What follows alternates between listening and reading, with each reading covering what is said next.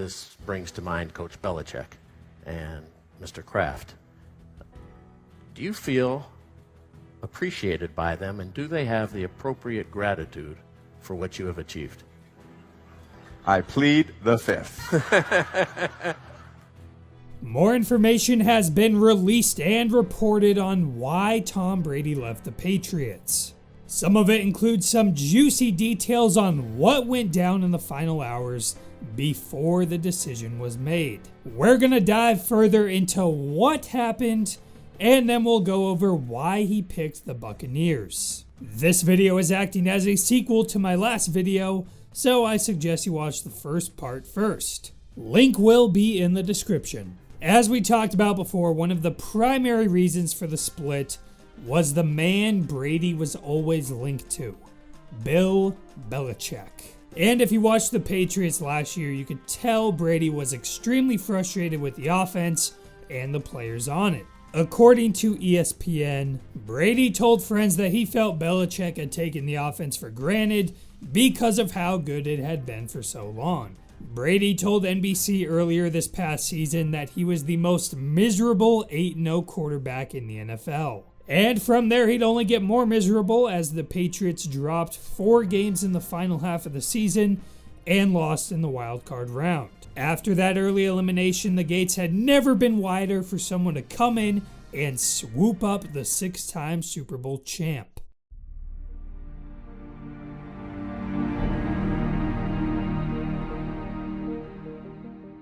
So why in the world would a Brady and Buccaneers partnership even make sense? After all, Brady has 5 times the amount of playoff wins than the entire Bucs franchise history. Before Tampa Bay was even allowed to speak with Brady due to tampering rules, they had already spent the year scouting him in case he actually became a free agent. As we discussed in part 1, the Patriots receivers were playing a major role in the offense's drop-off in production. Albert Breer of Sports Illustrated said, Bucs head coach Bruce Arians saw where Brady was being held back. The feeling was that with more speed and explosiveness around him, which the Bucs could give him with Mike Evans, Chris Godwin, O.J. Howard, and Cam Brate, Brady wouldn't be forced to hold the ball like he had his last year in New England, where he had slower skill position talent on hand. Rick Stroud of the Tampa Bay Times added to this, the Bucs read how Brady was frustrated by the way the Patriots were playing. They heard the mic'd up conversations Brady had on the sidelines about his receivers' failure to gain separation. So yes, it appears Brady wouldn't think that this offense is being taken for granted in Tampa Bay. The Athletic compiled a bunch of stats regarding these 2 offensive units. New England receivers ranked last in average separation at the time of the throw and 27th in drop percentage. Meanwhile, the Bucs receivers ranked top 5 in a number of advanced stats. And it's safe to say O.J. Howard and Cameron Brate beat out a 39-year-old Ben Watson and Matt LaCosse even on their best day of the year. As for comparing O-line, well, that's a little tougher, but according to ESPN's team pass block win rate, the Bucs ranked 17th and the Patriots ranked 18th.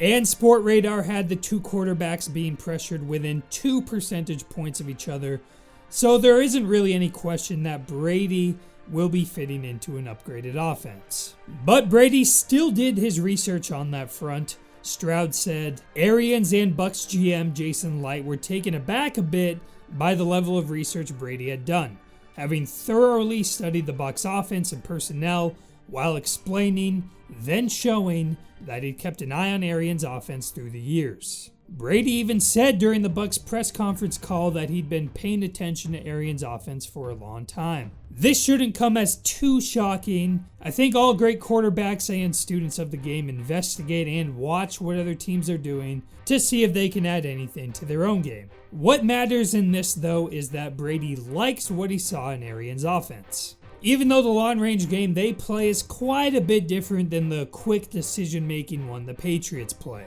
Either way, the Patriots have changed their scheme a lot over the years to fit their personnel, which is something that doesn't get brought up enough. So this transition for Brady isn't going to be anything like a normal first-time free agent. Arians himself has said that the most important traits for a quarterback are the intangibles, the brains, and the physical skills, with accuracy being the most important. Brady, it would seem, would agree with this approach, saying football to him is about getting it to the guy who's open. No matter what, multiple reports have said Arians is willing to tailor their scheme to fit Brady. So we can add this willingness to change the offense on top of the love shown with NFL Network's Kissing the Rings quote, and of course the Bucs' strong financial commitment.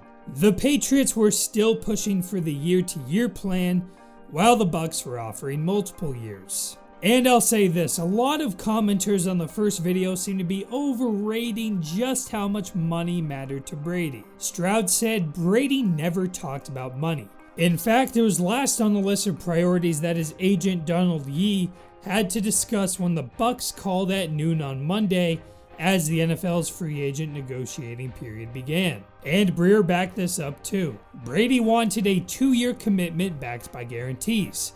He had a rough ask for $30 million per year, but that was flexible. Tampa Bay also gave Brady more of what he asked for, which was a no-trade clause and a no-franchise tag clause.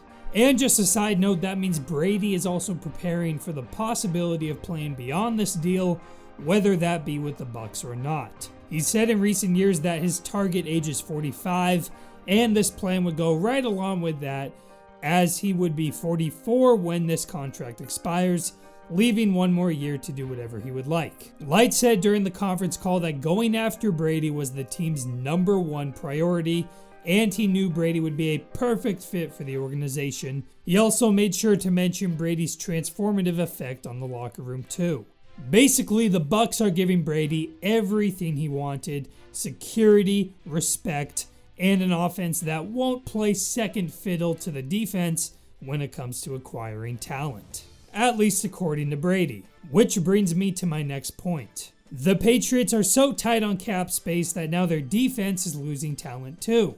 New England lost 2 key pieces this offseason in Kyle Van Noy and Jamie Collins, while the Bucs were able to retain Jason Pierre-Paul and Shaq Barrett. So maybe Brady had it a little backwards. It appears Belichick is just funneling all the money into special teams. Now with more question marks surrounding the Patriots, that's another win for Tampa Tom. Then there's the off-the-field considerations. With Brady's family now having moved to New York, he wanted to stay on the East Coast. Instead of being in LA with a 5-6 hour flight, he'd be able to quickly jet on over to see his family and vice versa. He said it would be just a little bit of a change for the family, which is just what you gotta do when you have other opportunities. For his brand TB12, the LA market makes much more sense, but in the end, the longer he's able to play at a high level, the better it is for his brand. So I think the branding goes hand in hand with the football.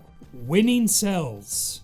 But if we do want to analyze further, then maybe the Glazer family who owns the Bucs can provide help with international marketing. They also own Manchester United and have helped that giant grow into one of the most global sports brands in the world. They haven't quite done that with the Bucs, but they'd certainly have international connections. Plus, TB in TB is just a fantastic marketing slogan. It's worth mentioning that GM Jason Light was a scout with the Patriots in the early 2000s, although he and Brady were never close. And if Brady wanted something different than Bill Belichick, then he sure got it with Bruce Arians. You would go to your car and tailgate with your friends in the parking lot and maybe drink a Crown Royal or 2. I don't think this is in the coach's manual. I'm not sure if Belichick does this. NFL teams analyze players to look for ones that will help them succeed. Brady was doing the same thing, but the other way around. At this point in time, it seems like the Bucs are the best fit for him. He wants to be happy and succeed.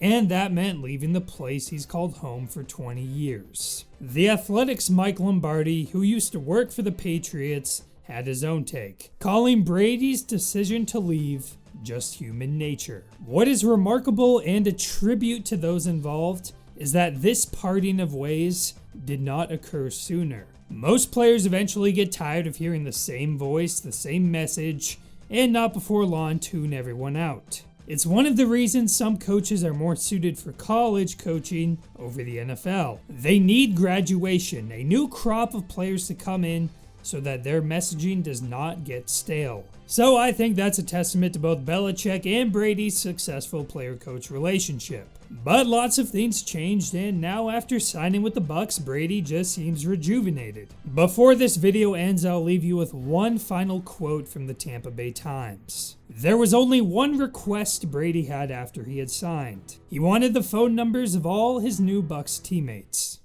This is all wrong. Brady left because he was tired of Belichick always farting when he walked past Brady. Belichick thought it was funny. Brady didn't.